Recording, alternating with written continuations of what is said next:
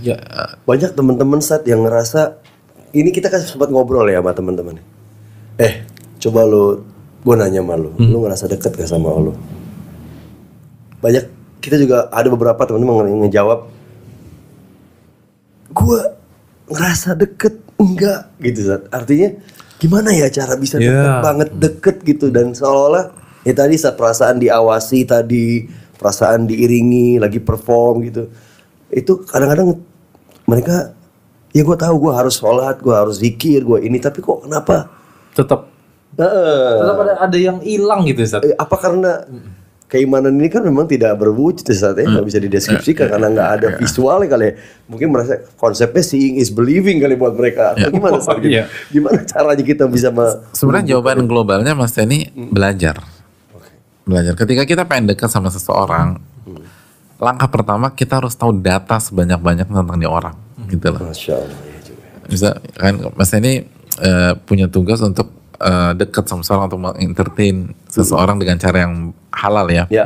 Berarti pertanyaan pertama, siapa nih orang? Dan Mas Denny akan minta tolong kasih gue data sebanyak-banyak tentang nih orang, apa makanan kesukaannya, apa minuman kesukaannya, apa hobinya, apa yang bikin dia senang, apa yang bikin dia marah. Baru itulah modal kita untuk bisa pendekatan dengan dia.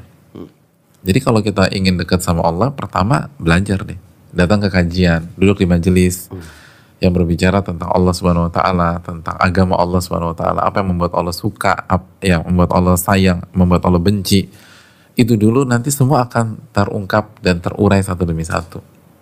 Oke, jadi bukannya gue punya modal dulu nih Mas Denny, terus agar gue bisa jualan, ternyata kuncinya tuh tadi yang Ustaz sampaikan, belajar Ustaz. Belajar dulu. And it's free Ustaz ya. Ternyata free.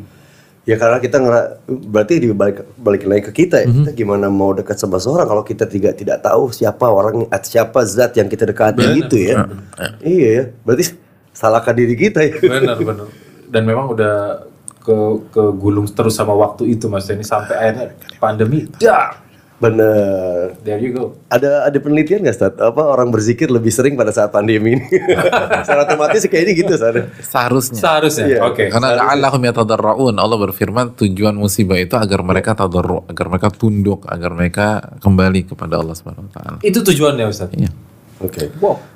Satu pertanyaan lagi Ustaz. Artinya gini, setiap kebaikan dan zikir tadi, amalan-amalan itu, bagaimana cara kita mengukur bahwa amalan kita itu atau merasakan amalan itu diterima sama Allah? Artinya kita diizinkan untuk ini gitu. Itu kan pertanyaan-pertanyaan standar yang kita sering tanyakan dalam hati kita. Diterima gak sih amal gue nih gitu? Gimana ya? Gitu. Satu pertanyaan misterius. Ya, betul, tepat. Itu misteri yang gak akan pernah terungkap secara gamblang di dunia. Gak akan pernah. Dan kenapa dibuat konsep demikian? Itu hikmahnya besar. Agar kita nggak kepedean, akhirnya menurunkan performa kita. Kalau orang tahu amalan gue diterima terus dapat ayat-ayat atau hadis tentang keutamaan sholat tersebut. Ya udah, misalnya barang siapa yang menjaga 12 rakaat rawatib ya, maka dia akan dibangunkan rumah di sorga gitu. Dan kita dapat WA nih hari ini bahwa amalan kita yang 12 rakaat kemarin diterima. Udah nih selesai, kan gue udah punya rumah di sorga, udah santai dong gue gitu loh. Ngapain gue ini lagi? Toh juga gue punya 10 rumah di sorga nggak ditempatin juga. Jadi logikanya main gitu loh. Ya manusia kan begitu. Manusia bodoh. Jadi mau cari, kalau nggak bisa dikasih celah dikit kan orang tuh. Jadi itu salah satu hikmah biar kita tuh selalu berada di persimpangan antara harap dan cemas, antara harap dan cemas. Dan kita lagi-lagi tidak masuk ke kotak zona aman.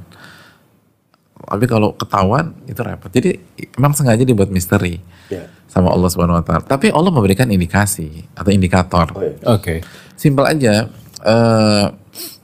Ulama mengatakan jazaul hasanati hasanatu ba'daha. Balasan dari kebaikan adalah kebaikan yang berikutnya. Jazaul hasanati jazaul sayyiati sayyiatu ba'daha, dan balasan dari keburukan yang berikutnya. Jadi output itu tergantung input, kan gitu ya. Jadi kalau kita pengen tahu sebenarnya amal ibadah gua dari misal parameternya dari Ramadan kemarin ya, biasanya kan momen kan itu. Ramadan ya. Terus sampai sekarang nih gimana sih? Ya lihat aja performa lo gitu loh. Cara lo bicara, cara bersikap, cara menghargai orang, terus udah lebih tenang atau belum? Mengontrol emosi. Ya, kecerdasan emosionalnya gimana? Terus jaga sholat atau enggak? Baca Quran atau enggak? Karena kalau ternyata grafiknya naik, itu berarti sebelumnya oke. Itu diterima. Tapi kalau berantakan, itu indikasi ada masalah. Aduh. And then we begin checking. What about me? Gimana ya? Ya gimana ya, betul.